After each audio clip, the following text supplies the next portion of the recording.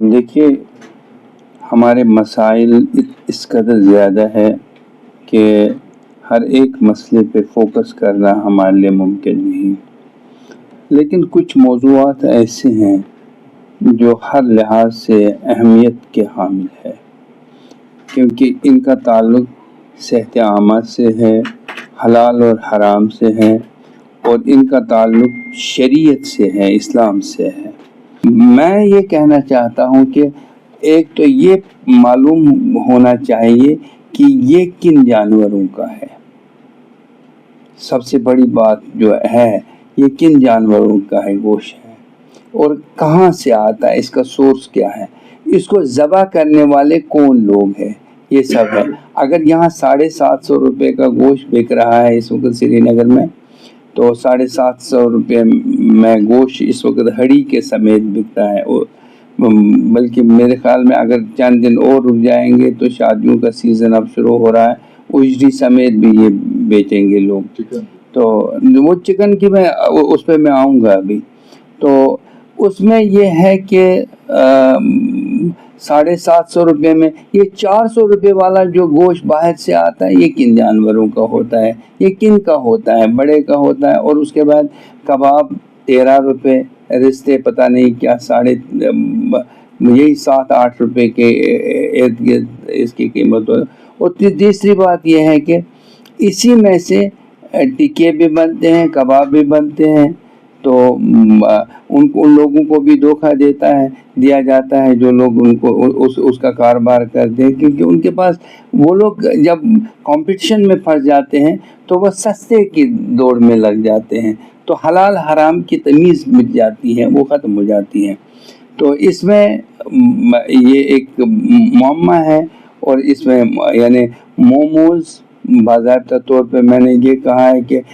اس کا سورس دیکھا جائے تب اس کا استعمال ہونا چاہیے۔ اگر آپ کسی جگہ کباب کھاتے ہیں، ٹکے کھاتے ہیں، یا پھر اس طرح کا گوشت آپ لیتے ہیں، رشتے لیتے ہیں، کباب لیتے ہیں، اس میں بھی آپ سورس دیکھ لیجئے کہ کہاں سے آتا ہے، کون بناتا ہے، کیا یہ آدمی جو ہے اس پہ بھروسہ کیا جاتا ہے جو اس کا کاروبار کرتا ہے۔ یہ ایک بات ہے۔ اور دوسری بات، اب ایک اور وبا یہاں پہ چلی ہے، وہ چکنز کے ڈریسڈ چکنز بیچے جاتے ہیں۔ یہ اب اس میں بلکہ وہ ایک سلپ بھی اس کے ساتھ لگاتے ہیں، حلال۔ تو یہ بھی پتہ نہیں ہوتا ہے۔ ہم لوگ، میں ابوظہبی میں تھا تقریباً 29 سال تک میں وہاں رہا اس سرزمین پہ۔ ہم لوگ باضابطہ طور پہ الوطنیہ والوں کا ہی انہوں نے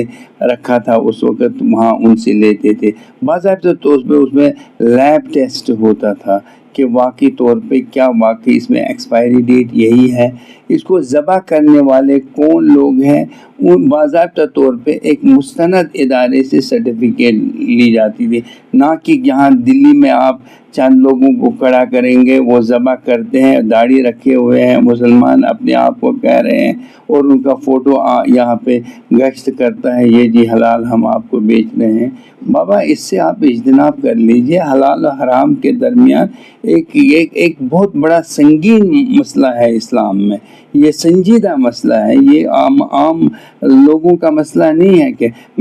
میں کسی کے رزق کو ختم کرنے کے لیے یہ کوشش نہیں کر رہا ہوں، بلکہ میں یہ چاہتا ہوں کہ ریاست کے لوگ ترقی کریں، ریاست میں ترقی ہو، امن و امان ہو۔ لیکن ایک چیز کا یہ ہے کہ پیسہ کمانے کا ذریعہ بھی حلال طریقے سے ہو، نہ کہ حرام طریقے سے ہو۔ اگر آپ حرام کی دولت کمانا چاہتے ہیں تو آپ دیکھتے ہیں کہ ہم لوگ بیماریوں میں اس وقت مبتلا ہوتے ہیں، اور کشمیر ایک واحد اسٹیٹ ہے، یعنی ایک ایسا علاقہ ہے جہاں پہ کینسر ریٹ دوسرے کے مقابلے میں بہت زیادہ ہے۔ اس کی وجوہات ہم نہیں دیکھتے ہیں کہ اس کی کیا وجہ ہے۔ ڈاکٹر صاحبان یہی کہتے ہیں کہ یہاں ملاوٹی اجناس ہیں، ہر چیز میں ملاوٹ ہے، کیونکہ جب کسی چیز کے بارے میں شکوک پیدا ہو جائے کہ یہ حلال ہے یا حرام ہے، تو میرے خیال میں غالب یہی ہونا چاہیے کہ مجھے نہیں کھانا چاہیے۔ اگر آپ کے پاس وہاں پہ آلٹرنیٹ موجود ہے، جب آپ کے پاس آلٹرنیٹ یہاں موجود ہے حلال کی صورت میں، تو آپ کو فروزن کھانے کی کیا ضرورت ہے؟ جب آپ کا یہ نہیں ہے کہ میں دلی گیا تھا اور دلی جامع مسجد پہ میں نیچے اترا، میرے ساتھ میں چھوٹا تھا اس وقت، کالج اسٹوڈنٹ تھا، میرے ساتھ اللہ تعالیٰ مغفرت کرے عبدالحق برق تھے جو ریڈیو کشمیر کے ایک سینئر آفیسر تھے، وہ بھی میرے والد صاحب کے بڑے دوست تھے، وہ تھے، تو ہم نے سوچا کہ ہم لوگ ایک مرغا پکوائیں گے یہاں کشمیر ہاؤس میں، تو ہم باہر سے لے کے گئے، تو انہوں نے کہا کہ انہوں نے اس کو ہاتھ میں لے لیا، بول میری جان، تو بجائے اس کے کہ بسم اللہ اللہ اکبر پڑھ کے اس صاحب نے اس میں پڑھا بول میری جان اور گلا کاٹ کے ڈرم میں پھینک دیا۔ تو مجھے کہا کہ آپ، میں نے کہا نہیں، اب آپ اس کو خود کھا لیجئے۔ میں کہتا ہوں کہ ڈریسڈ چکن ہو یا فروزن میٹ ہو، اس کو اوائڈ کر لیجئے، آپ فریش لے لیجئے۔ آپ اگر 750 روپے میں حلال لے رہے ہیں اور پھر اس کے یعنی برعکس کیوں آپ وہ چیز لیں گے جو 400 روپے میں ہے، جو مشکوک ہے، جس کے بارے میں آپ کو پتہ بھی نہیں ہے۔ اب آپ مان لیجئے ایک ڈریسڈ چکن لیتے ہیں آپ 130 یا 135 کا وہ کلو لیتے ہیں جو پولٹری فارم سے لیتے ہیں آپ، اور اس کے مقابل میں یہی چکن آپ کو مان لیجئے 10 روپے 20 روپے 30 روپیہ کم پڑتا ہے، لیکن کیا وہ چیز بہتر نہیں ہے جو آپ کے سامنے آنکھوں کے سامنے جو ذبح ہو اور جس کو آپ دیکھیں کہ یہ تازہ ہے، فربے ہے، بیمار نہیں ہے، اس کو آپ دیکھ لیں، اور بجائے اس کے کہ آپ کا باہر سے وہ چکن ہو سکتا ہے کہ وہ بیمار ہو اور بیماری کے سبب وہ لوگ اس کو فوراً سے پیشتر ذبح کرتے ہیں یا